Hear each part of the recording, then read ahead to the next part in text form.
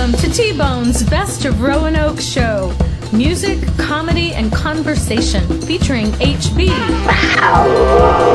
Honey Badger. Honey Badger don't care. Now, on with the show. This is Radio Free Roanoke, and this is episode 175, T-Bone's Best of Roanoke show. All right, HB, tonight we have a very special guest. He is the very popular host of Third Street Coffee House and so much more. Big Cheese, Bob Schmucker. Bob, welcome to the show. Tim. Appreciate it. Thank you. Yes, sir. Welcome. This was a big catch for us. You've been a part of our show for, well, many years, and you've helped feed people to us. You've been in the background. You've played for us. And so we thought, well, it's about time Bob got his own darn show. Well, thank you. Glad to be here. That's right, yeah. So I think we'll call it, What About Bob? There you go. I don't think that title's ever been used. No, I've never heard of it. No, never at a movie. Right. Okay, good. So, what about Bob? How would you, for people who have not met you at Third Street Coffee House, what would you say, hey, this is who I am? Well, I consider myself one of the luckiest guys in the world.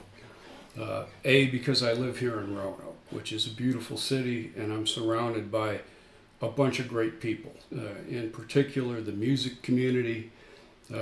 Literally, you can't throw a stick 10 feet without hitting a songwriter or musician of some kind. And I call that my tribe. And so I feel very fortunate for that. I've been able to live here and work here since 1988. And I'm originally from Joliet, Illinois, which is just south of Chicago. And It's Blues Brothers territory. exactly, yeah, Joliet and Elwood Blues. Elwood. Yeah, so, but that's kind of where I'm at right now in life and just enjoying things. Well, you do Third Street Coffee House, Yes. and you've been doing that, I imagine, for a few years. How did you get pulled into the Third Street Coffee House universe? What pulled you in there? Originally, when I first came down here in 1988, and that was about just a couple of years after they started. They started in 1987.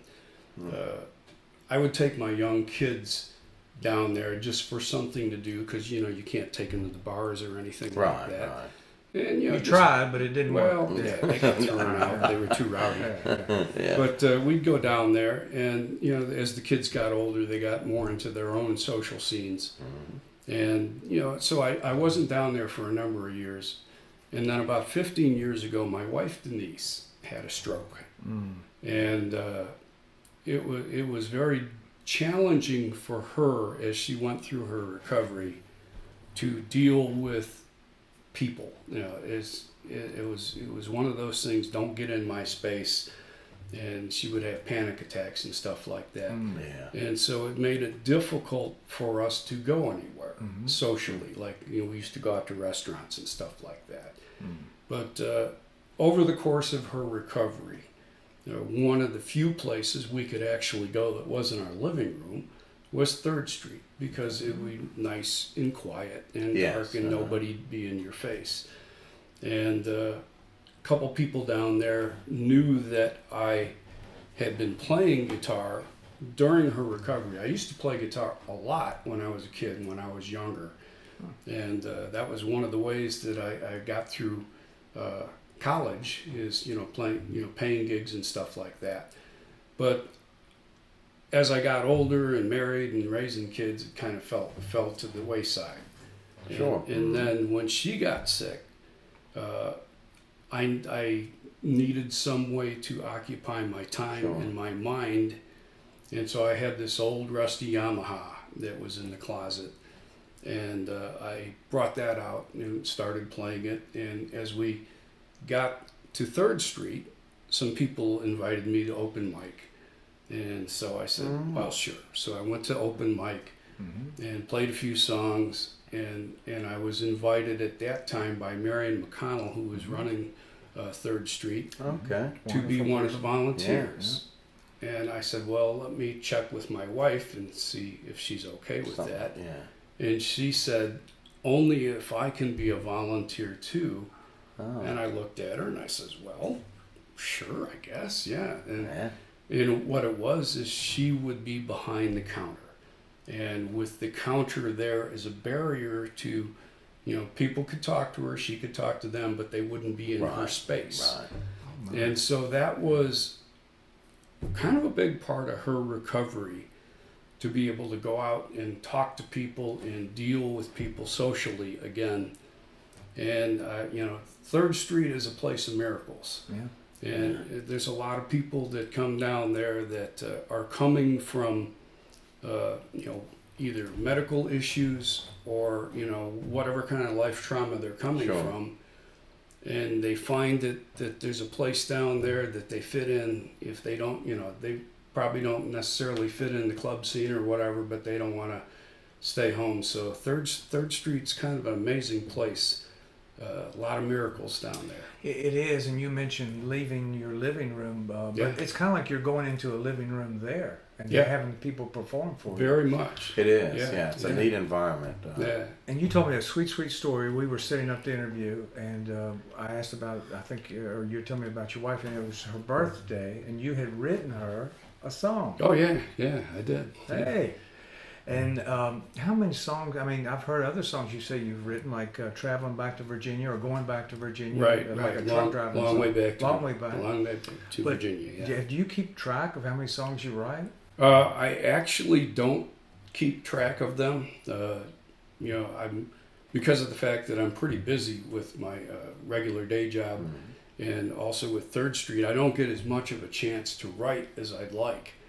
So I maybe do 5-6 songs a year, and you've been doing that for maybe 10, 12 Do you have years. like a notebook or a spiral notebook that you have had for years and you kind of scratch your songs on it? Is that something? Most of them I do with computer.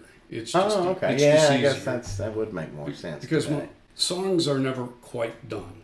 They're all always evolving a little bit. And, I've written songs for specific purposes, fundraising, for instance, that get adapted for new purposes later on.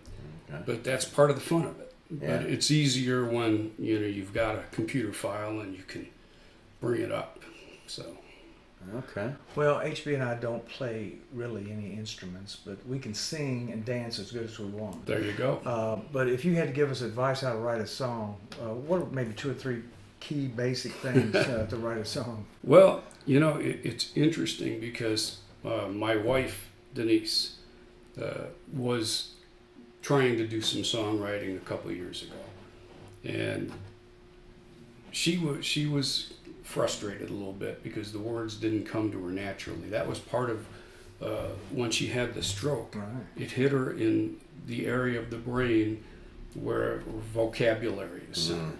Okay. And so she sometimes struggled with the words, and she'd look at me and I'd all of a sudden write down a song and boom, there it goes. And not all songs just come out, but she'd sit there and go, how did you do that? Yeah. She goes, it's crazy, and I'd sit there and I say, I really can't explain it other than I open the window, wait for a song to fly in the window, get out the song net, and Catch get it and that's kind of the way it goes for me, because sometimes when you're least expected, a song will come to you. Yeah. And sometimes it's late at night when you're trying to settle down and your mind's less cluttered and you're open to thoughts. Right. And I'll be like just getting ready for bed. It'll be like midnight or something, and all of a sudden a verse will come to me, or a line, or a chorus, or something. And I know that I've got to get it while it's there. Do you hop out of bed and get on the computer? Well, either that or a piece of paper, whatever I have, because scratch it. because it'll be gone in 10 minutes and I'll never see it again. Yeah.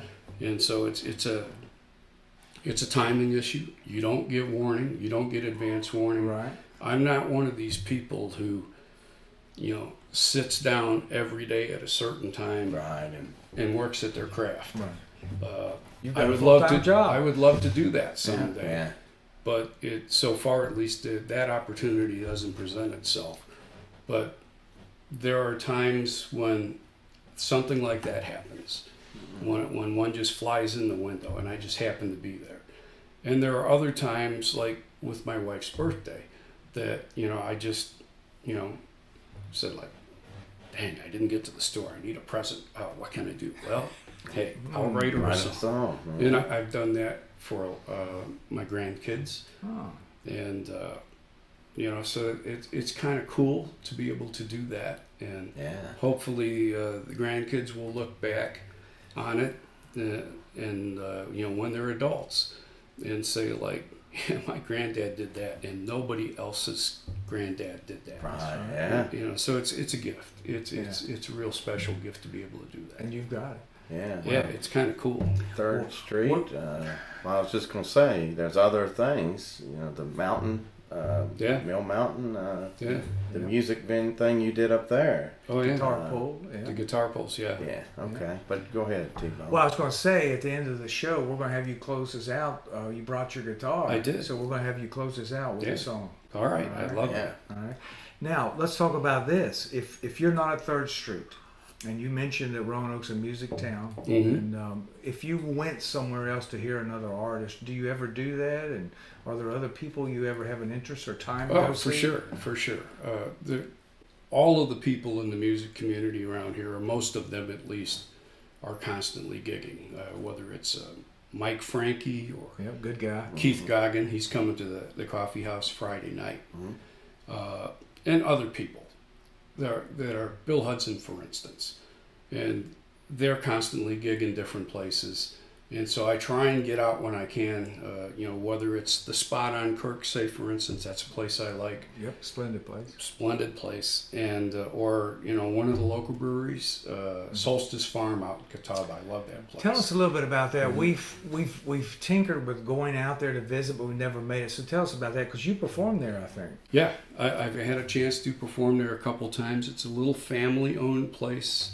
Ed and Anna own the place, and they have live music on the weekends. They obviously brew their own beer. It's quite delicious. It's very small, family-like atmosphere. And the times I've got to go out there and play, we've actually done fundraisers a couple times for Feeding Southwest Virginia. And the people out there all love original music. They love the folky stuff. I get a lot of requests for John Prine. You love John Prine out there, yeah. And so it's a really good crowd. It's fun. It's like a house concert kind of deal, and get to play for all your friends. So yeah, I highly recommend that. It's just a short distance from Roanoke. And run that name by us again. Solstice Farm Brewery. It's on if you go out Route 311. Just past the Appalachian Trail there's a Blacksburg Road that goes out to the left, and you hang a left down Blacksburg Road, and it's about 4 or 5 miles down on the right, and you got to keep an eye out for it, because they've got a little bitty sign, but it's not a big place. Right. But you can whiz right past it if you're not careful. But if you know where to look for it, it's just a great place, great people out there, and of course great music. Well, we asked you kind of to self-describe yourself, but if I had to describe you, Bob, I would say you're an agent of change. You're a person who loves his brother, your brother's keeper, and you're a person who cares about other people. You're a man of the people. And I want you to just touch briefly on a couple of the benefit things you've done. One of them is Feeding Southwest Virginia. Yeah. How long have you been doing that? And just give us a quick overview of what that's about. Well, we started out doing annual benefits for them, 5, 6, 7 years ago. We were supporting Susan G. Komen. We do that in the spring, and then we do a benefit in the fall for Feeding Southwest Virginia. And we'd raise maybe a couple $1,000s or so. We'd raffle off some prizes. Usually the main prize would be like a brand new instrument. From one of the local luthiers or something like that. But when COVID hit, there was an immediate need, because things were not set up for all the people that were getting laid off their job, and the government wasn't cutting big checks, and people needed food. There were a lot of people that were hurting for food, and so we started doing what we call Tuesday Tunes for Feeding Southwest Virginia. And these were basically live streams that we do 15, 20 minutes on a Tuesday night. and we put a donate button in there for Feeding Southwest Virginia. And we had local musicians that all of a sudden had a lot of availability.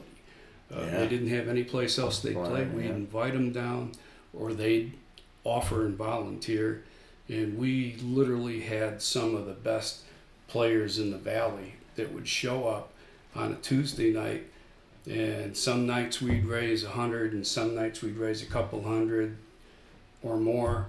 We had Tom Paxton one night, and Tom Paxton, like in the first 5 minutes, raised over $2,500. Wow. But over a period of 18 months that we did it, we raised over $32,000 for Feeding Southwest Virginia, and I'm very proud of that. Yeah. I'm very proud of all the people that showed up on our stage. Yeah. Isaac Haddon, you had him a couple weeks ago. Yes, we did. JoJo Stockton, He's of good course, guy. Greg Trefidlo, and a bunch of others that would show up every week, and we do this live stream. And 32,000. That buys a lot of groceries. It's a lot of peanut butter. Yeah. And at the time, Feeding Southwest Virginia could provide 5 meals for $1. It's not quite the same anymore because prices have gone up. I think it's like 3 to 1 now. 3 meals for $1. Okay. Still a pretty good deal. More than I can. Well, you've got a Ukraine shirt on. Yes, I do. And we've done a couple wonderful interviews with wonderful ladies from the Ukraine. Yeah. And so give us a brief update on Jenya and Igor, who were here in Roanoke, and then they've gone back. But what can you just give us a brief overview about that story? It's a beautiful story, and he's kind of like your new grandson, I think. Yeah, absolutely. But just give us a summary of that. Well, that relationship and where they are right now, an update. That whole relationship with Jenya and Igor, that's her son, right, her son. 8 years old. He's going to be 9 on October 21st. See, that's grandpa. Yep. But that was something that obviously was guided by a higher power than myself or Jenya. I'm a man of faith, so I think it was God putting our paths crossed together. She thinks it was her late father who passed when she was only 16. Okay. But I think that is probably one of the most amazing experiences in my life. And of course, you've talked to her a little bit, and you know some of what she's done. She's gone back to Ukraine now, and she's reunited with her husband, and they are living in Zaporizhia City, which is about 2 hours north of Nikopol, where her mother lives. And her grandmother, who recently passed like a couple of weeks ago. Sorry to hear that. And she went back for the funeral and everything. And I can't even imagine what that's like. I mean, not only just going through the normal grieving process of losing a close relative, somebody you really love, but the whole time she was there, they were getting hit with heavy artillery day and night, and close to her mom's house where she was staying. Oh my. Because her mom lives close to a water distribution point. And so that'd be a target. It's a target, because they blew up the dam, Any utility, and that was their source of fresh water. So it's like, but she went through that, and now she's back with her husband, and she's continuing to work for 5 Points. Yes, for here in Roanoke.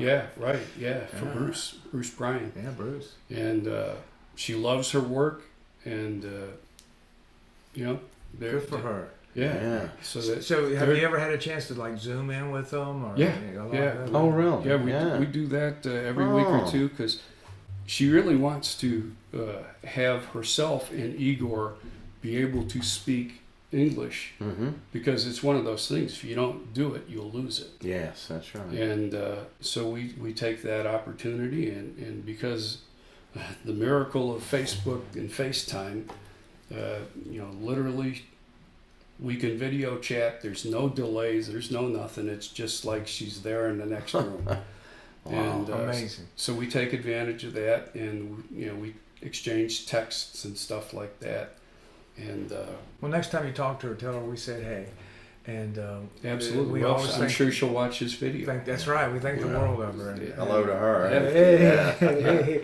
Hey. Now, as we get ready to wind down here a little bit, you've got a blog. Among all the other things you do, yes, he finds time to do a blog. Now, HB, listen to the title. Tell us the title, Bob. They tell me I'm crazy. Yeah. Tales it might be true. Tales They tell me I'm crazy. And I'm coming up on a year of that. Nice. It's a monthly blog, and I've got, people in, I want to say 30 different countries that have viewed the blog. And, it gets forwarded a lot, and I like to think it's a change of pace for people from watching the news or YouTube videos of cute cats and stuff like that. Yeah, good for you. But that's part of my writer's effort, and I'm actually working on a book project now. A book, yes, which I hope. Nonfiction or fiction? This is a nonfiction book, and it kind of chronicles this relationship that I've had with Jenya, Igor, and the Ukrainian community. That's going to be a good book. And I hope to get it published in 2024. Nice. And I'm also a member of one of the local writers group with Dan Smith. And I don't know if you know Dan. No. Yeah, he used to be a writer for the Times and the Business Journal and all that. Okay. But there's a lot of really good writers around here as well as musicians. And so the writers get together as a group as well. Yep. Yeah. Wow. Yeah. So it's kind of cool. Well, good luck on that. That's exciting. Thank you. That would be a good project for you, and you do well at it. I'm looking forward to that. It's a different venture there. Yeah. Well, as I'm going to give you the last word and HB the last word, but typically, Bob, whenever we finish an interview, we have the guests take HB and I out to eat. But if that ever happened, where would you like to take us in Roanoke? Where would we go? Where do you like to go eat? Well, one of the places I like to eat is Evie's Bistro and Bakery on 4th Street, because they have the best cake in the world. Yes. And that's the cake that we have at the coffee house Mm-hmm. every Friday night. Yeah. But they've also got some really good home cooking there. And, Evie and her staff do a wonderful job. I like it because it's locally owned. It's not a chain, and you know what you're going to get. And they said they have really good food, and like I said, the bakery is phenomenal. It is. I've been there, and it is a great place to eat. Yeah. All right. HB, I'll let you have a parting word with him, and then we'll let him close the sermon. Well, I just, Bob, it's so good to have you again. Thank you, sir. And I love all the work you've done. Thank you. The Ukraine stuff, and you got us involved. Yeah. And I got to meet these young ladies and got to hear a lot that I don't think a lot of people would know. No. Right. And it doesn't get out a lot, everybody's got a lot going on, but it's just been fantastic to know you, and I'm so glad you're on the show. Thank you. And we're glad to have you. So. I would like to ask one thing, is that the people watching it really support Ukraine. This is a tough time for Ukraine. Just today, a missile obliterated a village and killed over 50 people. And, as we discuss different things in Washington, one of the things that's on the chopping block is funding for Ukraine. Yes. And so I hope that people will consider that the human face of Ukrainian people and know that these are not just numbers. They're not just statistics. They're real people with real families and real emotions. Yeah, very much so. All right, thank you. And is there any other last words before you close this out with a song? Well, I want to thank you guys for having me again, and it's always an honor and a privilege to be with you, and I love the work that you guys are doing. Thank you very much. You really are bringing the best of Roanoke out. That means a lot. Thank you. And that's why you're here. That's right. You're the best. Yeah. Well, what song are you going to play for us tonight? Country Roads by John Denver be a favorite, but I'm sure I was thinking it's Halloween, so maybe bring out a little Halloween. That'd be great. Song. I got a little Halloween theme song that I wrote a couple of years ago. All right, we want to hear it, and so T-Bone. we'll take a time out. Let's go to that. Set it up. All right. All right, so this is kind of a Halloween social justice song, and I think you'll get it. It's about the relationship between spiders and people, and spiders could be anybody, could be anything that people somehow think less of. So.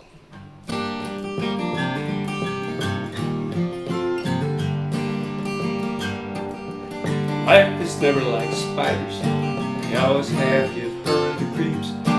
Dreams about them crawling up her legs as she's trying to get some sleep. She says to me, just kill them. Make sure that they're dead before they try and bite her or catch her in the web. You got the spider blues from your head down to your shoes.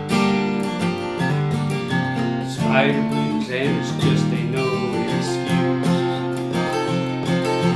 Great legs and a fuzzy butt cause you to refuse. All the spider blues, gotta get down to the truth.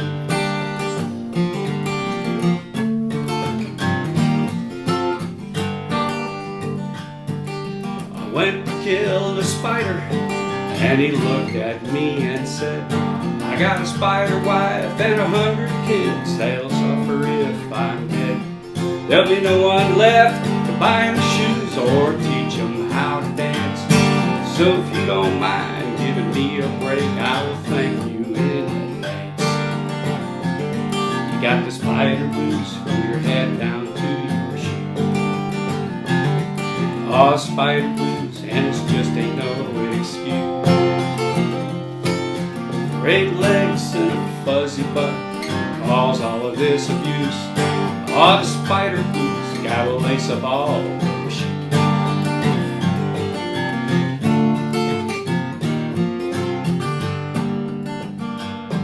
Well, I scratched my head and I asked him if they all wore shoes to school. He looked at me and he said, of course, like I was just a fool. So I shook his hand, gave him $20 and a ride down to the tree. As I left him hanging there, he said these words to me. You got the spider blues from your head down to your shoes. Yeah, spider blues, and it's just ain't no excuse. Great legs and a fuzzy butt can cause you to have to choose. Well, I think we could all just live together, as I think you'd like us to.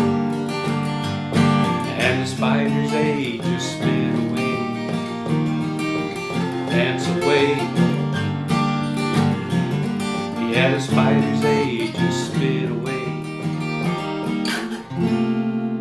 dance away your blues.